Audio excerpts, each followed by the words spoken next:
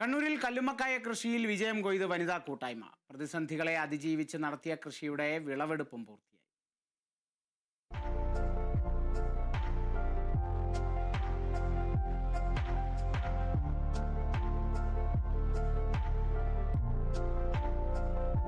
പ്രതിസന്ധികളെ തരണം ചെയ്ത് കല്ലുമ്മക്കായ കൃഷിയിൽ 100% വിജയം കൊയ്തെടുത്ത സന്തോഷത്തിലാണ് ഏഴോ പഞ്ചായത്തിലെ കോട്ടക്കലിലെ വനിതാ കൂട്ടായ്മ.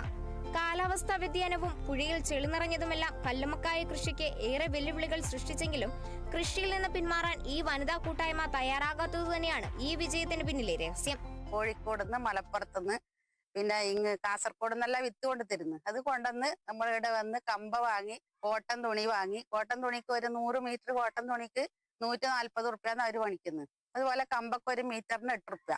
പിന്നെ സൂചി നൂല് സാധനമെല്ലാം വേണം. അത് കൊണ്ടുവന്ന് ആദ്യം പിന്നെ കോട്ടൺ തുണി നിലത്ത് വിരിച്ചു, അതിന്റെ മേലെ കമ്പ വെച്ചു, അതിന്റെ മേലെ വിത്തിട്ടിട്ട് 2 തലയും കൂടെ കൂട്ടി തുന്നി. എന്നിട്ട് ഈ കമ്പേന്റെ നടുക്കേ കൂടെ ഒരു പ്ലാസ്റ്റിക് കയർ കുറച്ച് നീളത്തിൽ ഇടണം. അതാണ് നമ്മൾ അവിടെ കെട്ടുന്നത്. അത് കെട്ടി ജനുവരിയിൽ നമ്മൾ വിത്തിട്ടു.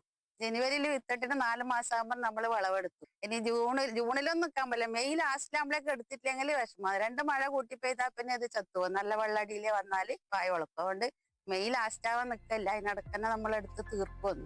സ്വര, ഹരിതശ്രീ തുടങ്ങി 13 GLG ഗ്രൂപ്പുകളാണ് പഴയങ്ങാടി പട്ടുവംപുഴയിൽ കല്ലുമ്മക്കായ കൃഷി ഇറക്കിയത്. കോഴിക്കോട് നിന്നാണ് വിത്ത് ശേഖരിച്ചത്. ജനുവരിയിൽ വിത്തിറക്കി 4 മാസത്തിനകം വിളവെടുപ്പും പൂർത്തിയാക്കി. ഫിഷറീസ് വകുപ്പിന്റെ സബ്സിഡിയോടെ പഞ്ചായത്തിന്റെ സഹായവും ഇവർക്ക് ലഭിക്കുന്നുണ്ട്. എന്നാൽ ചൂട് കൂടിയതും മറ്റ് കാലാവസ്ഥാ വ്യതിയാനങ്ങളും കൃഷിയെ സാരമായി ബാധിച്ചെന്ന ആശങ്കയും ഇവർ പങ്കുവെക്കുന്നുണ്ട്.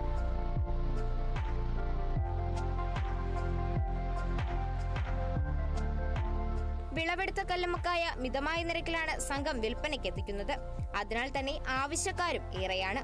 15 വർഷത്തോളമായി കൃഷിമേഖലയിലുള്ള ഇവരുടെ ഒത്തൊരുമയാണ് 100 മേനി വിളവെടുക്കാൻ കൂടുതൽ കരുത്തായത്. അടുത്ത വർഷം കൃഷിയിറക്കാനുള്ള കാത്തിരിപ്പിലാണിവർ. Kerala Vision News, Kannur.